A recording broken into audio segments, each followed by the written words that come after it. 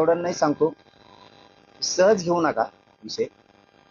आज माझ्यावर बेतली, उद्या तुमच्यावर बेतू शकते. त्यामुळे ही घटना गांभीर्यानं घ्या.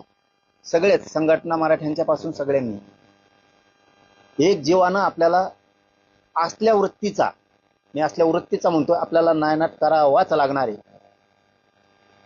त्याच्याशिवाय हे थांबणार नाही.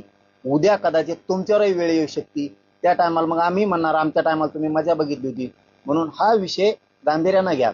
आरक्षणाचे विषय असतील, राजकारणाचे असतील, एकमेकाच्या विरोधात भाषणं केली असतील, एकमेकाच्या विरोधात प्रेस घेतले असतील, तो भाग वेगळा. तो परवडले हो, ते परवडले. डायरेक्ट तरी दिसला तो बाजूला गेला. पण हे करून घेणाऱ्यांनी इथूनच करून घेणं ही गंभीर विषय. म्हणून सगळ्यांनी हा मुद्दा ताकदीनं लावून धरा, तर ही नायनाट होणार आहे पुढच्या काळात. मात्र मला पुन्हा पुन्हा सगळ्यांकडून शब्द पण पाहिजे, आणि मीही तुम्हाला हात जोडून विनंती करतो की फक्त मराठ्यांनी शांत राहा. मी काल सांगितलं, जी बातमी आली काल त्याच्यानंतर 2 घंट्यात सांगितलं मराठा शांत राहिला. आभारी आहे मी तुमचा खरंच मनापासून, कारण मी तुमचं ऐकतो, तुम्ही माझं ऐकता. ह्या समाजाला मला मानावंच लागेल. असा ग्रेट समाज होणार नाही.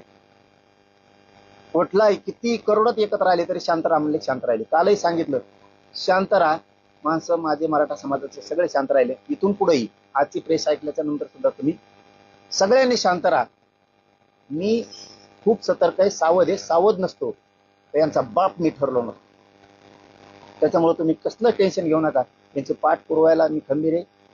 तुम्हाला सुखाचा दिवस आणतो. तुम्ही एक ना एक दिवस हसणार आणि असं म्हणणार,